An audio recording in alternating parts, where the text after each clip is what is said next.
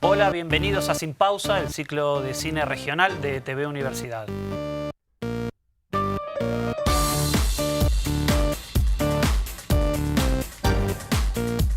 En el día de hoy vamos a exhibir Colombo, el documental. Un registro de alguien a quien muchos pueden conocer como un vecino entrañable o no de la ciudad de La Plata, un luthier, un músico. No saben ritmos, no saben nada de nada. ¿Qué sabe tocar? Rock. No, papá. No sabe tocar otra cosa. Para hablar de quién era Juan José Colombo y cómo está registrado en este material, estamos con sus realizadores, Ricardo Monteoliva y Caio Cataniese, y con ellos vamos a conversar de Colombo, el documental.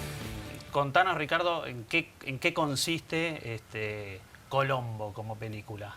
Bueno, es un registro de una larga entrevista que tuvimos un fin de semana con Juan José. Eso fue en el año 2013. A través de Caio tuvimos el contacto, él consiguió el contacto y logró que podamos entrar en su mundo, porque él no daba entrevistas a canales ni notas para televisión. Bueno, y gracias a las magias de Caio pudimos estar esa tarde ahí y bueno, con un guión previo que nosotros habíamos pensado en hacer este documental por la personalidad de él, sabiendo que era un mito acá en La Plata, en el sentido que todos lo conocían, pero queríamos averiguar precisamente hasta dónde su figura era conocida, ¿no? Todo el mundo sabe quién era, pero nadie sabe exactamente quién era. Aclaremos que Colombo es en realidad un fabricante, sí, en claro, principio, o como está tomado, o desde donde surge un fabricante de baterías. Sí, unas baterías claro, que bueno, todavía existen en el país y bueno, y han sido en el momento de salir, ¿no? Es como que son la marca bisagra en el país, la que dan el golpe de calidad, las que se exportan. Hay toda una cuestión ahí de mano de obra, de industria argentina, de toda esa cuestión de que uno oía hablar pero cómo era, y bueno, y era así. Y también del músico, porque antes que el tipo se ponga a diseñar y a dibujar sus instrumentos, tiene todo un background de tocar en el país, en Buenos Aires, él viaja a Europa y toca un poco en esos viajes.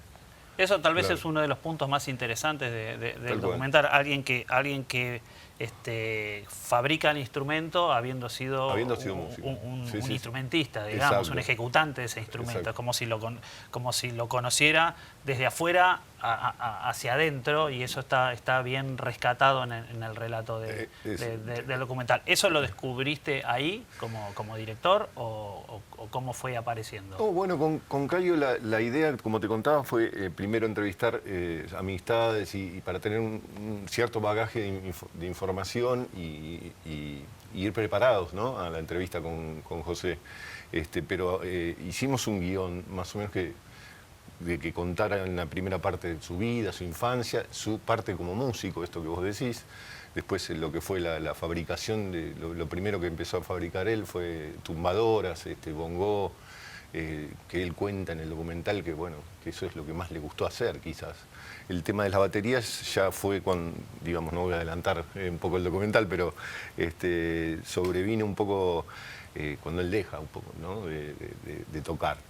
Y me parece que lo interesante de haber planteado eso es que, bueno, fuimos bastante cómodos en el sentido que Caio, que es el que hizo la entrevista en sí, como batero que es y el conocimiento que tiene, pudo buscarlo, más allá de que Colombo nos llevó por donde quiso en algunas partes y nos contó muchísimas cosas muy interesantes que creo que están plasmadas bastante bien en el documental.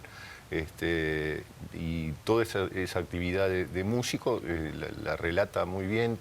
Logramos tener bastante documentación gráfica y fotos de esos momentos, cuando él es más chico y empieza con los combos, lo que eran las orquestas primitivas en los años 40, 50, y bueno, va contando su vida y eso me parece que a mí por lo menos, no sé, vos Cayo también, un poco nos sorprende, ¿no? Sí, también hay como una búsqueda, si se quiere, antropológica de lo que era el baterista, de su forma de trabajar, de cómo trabajaba el músico y cómo trabaja el músico ahora, que es compararlos bastante. Ellos trabajaban muchísimo, había mucho trabajo.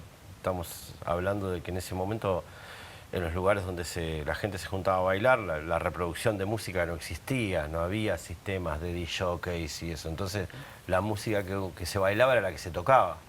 Y eso generaba mucho trabajo, digamos. Y él disfrutó toda esa parte, digamos, esa época de oro para los músicos. Claro, cuando se habla de los carnavales, de como los grandes carnavales momentos, y de todos los bailes, y bueno, los cabarets que acá eran... también era la época de que los frigoríficos funcionaban, había mucho tránsito de mucha gente, mucho dinero en la calle, y era una época muy grande para ellos. Y Colombo marca un salto de calidad. El tipo se da cuenta que los músicos no tenían un buen instrumento para trabajar con lo que trabajaban. Y él se dedicó a hacer eso y lo logra con creces. Llega a exportar. Porque vos tenés que pensar de que no era como ahora, no se podía conseguir un instrumento de calidad. Aunque tengas el dinero, tenías que viajar a Europa, pero donde no venían, no entraban, digamos, no había, era lo que había. Y él se plantea que lo que había no servía y que tenía que ser mejor y lo hace mejor.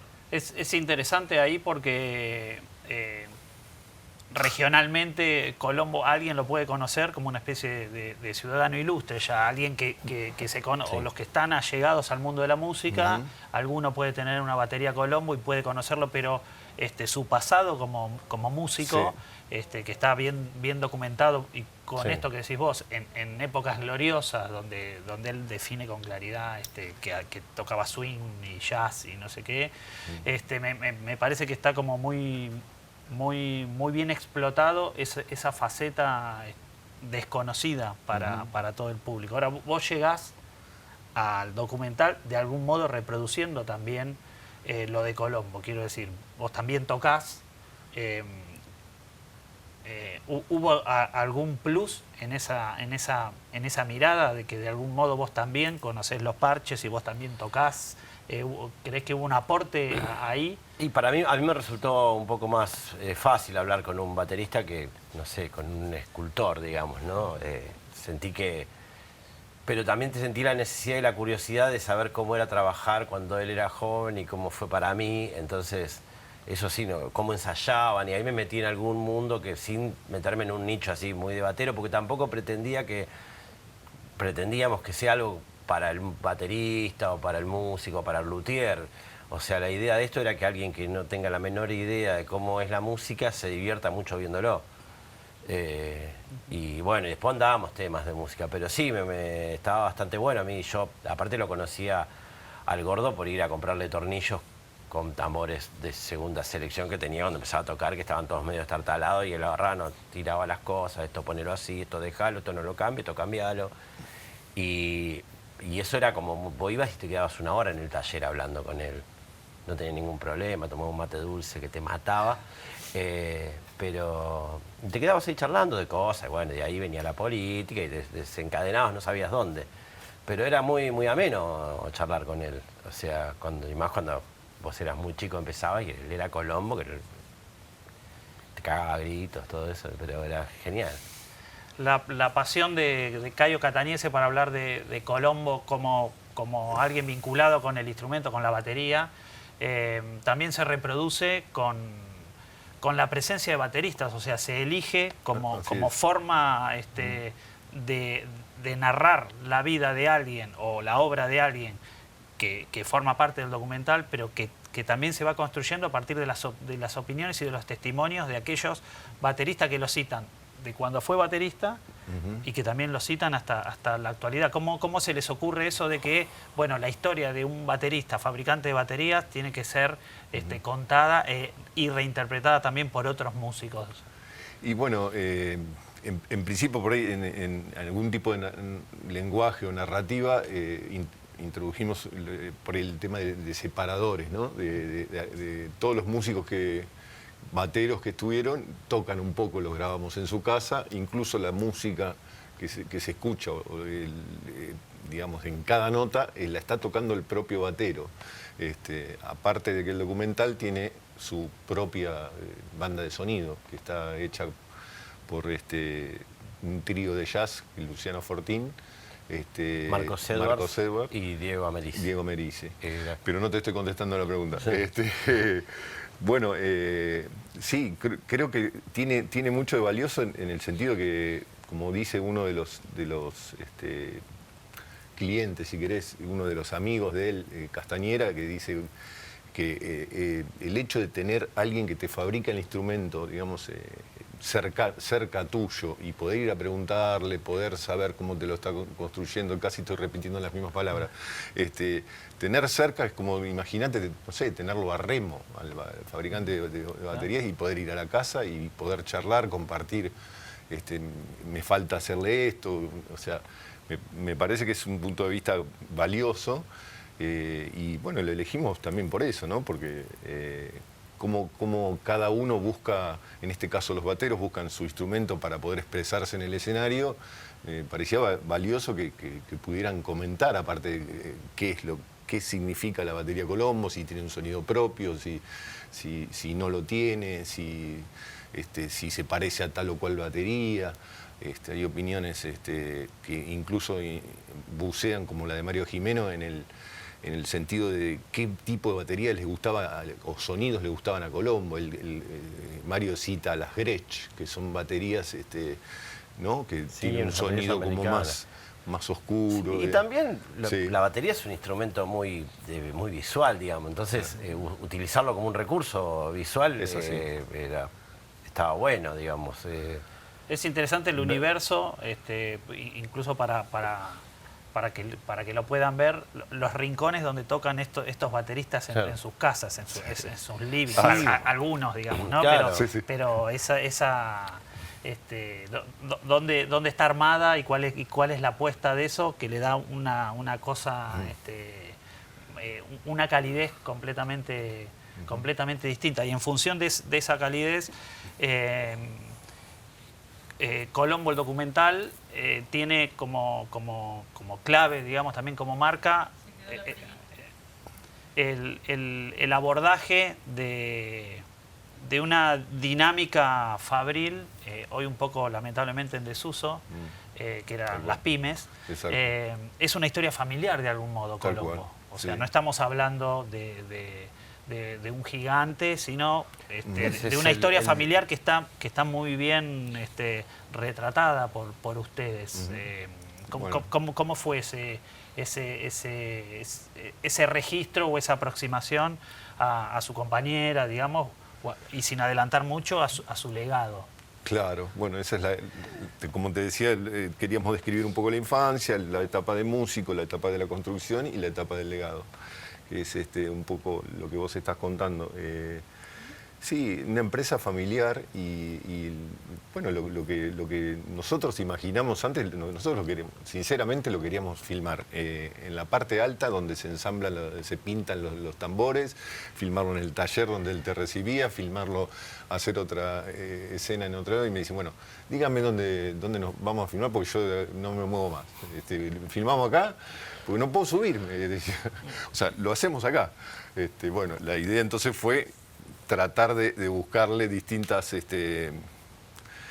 ángulos y perspectivas y dejarlo en el lugar que es donde recibe a todo el mundo. También nos pasó que en esto que vos decís de la familia, la fábrica, la empresa, había como una cuestión de que se nos hizo, en un momento estaba como un poco inaccesible la nota, pues nosotros veníamos haciendo todas notas, sateliteando de Grabael con los amigos, digamos, y yo llamaba y hablaba con los nietos, y que sí, que no, que bueno, que más la semana que viene, que la otra, porque el gordo todavía no puede, no sé si quiere hablar. Y medio que, viste, digo, bueno, tenemos que hablar con él. Ya está, más gente para hablar no hay. Y entonces llamo un día, como medio ahí, como apurando, y me dice, porque al gordo no le gusta recibir gente, me dice uno de los nietos, ¿viste? Bueno, entonces me dice, ¿querés hablar con él? Le digo, ¿lo tenés a mano? Me dice, sí. Y yo, dale, dame el teléfono. de última que me eché él. Y no, bueno, hablé, no sé, un jueves y bueno, los espero el sábado. Y entonces ahí empieza ahí empezás a construir un poco esto que vos decís de la familia, de que lo tienen ahí, pero si él dice que sí, listo, vienen todas las cámaras a la fábrica. Y también el derrotero del empresario pyme argentino, que lo castiga a él en todas las formas que la economía argentina te puede castigar, él no esquivó ninguna, digamos. Te empieza a hablar de la 1050, de la hiperinflación, y ves como un tipo que, no sé, que exportaba a Estados Unidos producciones enteras, termina tomando mates ahí en Tolosa, casi sin actividad. Hay un factor que es determinante a quienes ahora compartan la exhibición de Colombo, el documental, y es que es elegir un protagonista que no tiene prácticamente ningún tipo de simpatía y calidez, digamos. Se les hizo difícil ese abordaje porque, digamos, de algún modo Colombo se jacta de su carácter, lo cual puede ser más divertido, menos divertido, pero al momento de hacer un registro de eso da la sensación de que si dice vamos a hacer la entrevista acá, la entrevista se hace ahí, digamos, y aparte el tema de su carácter, de su temperamento, con algunas anécdotas que están expuestas en el documental, se manifiesta. ¿Cómo fue eso, siendo que ustedes no eran amigos del personaje, que se lo habían tomado como un documental? Quiero contar algo. Aparte de la planificación que puede haber habido, con nosotros en ese día en el rodaje estaba María Alejandra Arce, fotógrafa, ahora viviendo en el sur, y yo no quería hacer a dos cámaras, cuanto menos lío, o sea, meterme con una cámara, y bueno, y ella hizo una fotografía que le pedí, que es como tener una segunda cámara, pero que se fijara en todo lo que ocurría, y cuando ella entra primero. Y creo, eso nunca lo hablamos, Cayo. Ella entra primero y cuando estaba hablando ella con Colombo y ya le había sacado 15 fotos, le había mostrado los tatuajes, estaba acariciando el perro, se estaba cebando mate hablando. Creo que fue ahí empezó como a tener buena predisposición, José, ¿no? Y una vez que pusimos las cámaras, bueno, fijado el lugar donde se iba a hacer, después creo que fluyó todo muy bien porque había un mate real, digamos, estábamos tomando mate, nos convidaba. Y bueno, toda esa, como dice Cayo, por ahí es medio una postura. Estuvo un poco tenso en el comienzo, pero no tenso. Sí. Era muy respetuoso, José. ¿No? O sea, era un tipo cabrón, pero no era irrespetuoso, era muy respetuoso cuando te hablaba. Entonces no te da mucho espacio a que vos... Y era muy claro. Sus enojos eran por cuestiones empíricas, qué sé yo, pero digo, de los cambios sociales, digo, pero después era un tipo muy ameno, o sea, cuando se relajó, después de los 15 minutos de entrevista, que se relajó, la cosa fue súper fluida. Y ahí, pues ya está, ahí cuando se pone muy bueno, porque paramos un poco, descansamos, después seguimos. Se trata un poco... Primero dijo que no sé si me quedan muchas fotos, alguna debo tener, y en un momento trajeron 4 cajas de fotos, había de todo. ¿Viste? Pero es como que ellos también estaban como un poco... Que nosotros le caímos ahí al clan, digamos, porque decirlo así, porque estaba mujer, nietos, todos parientes eran.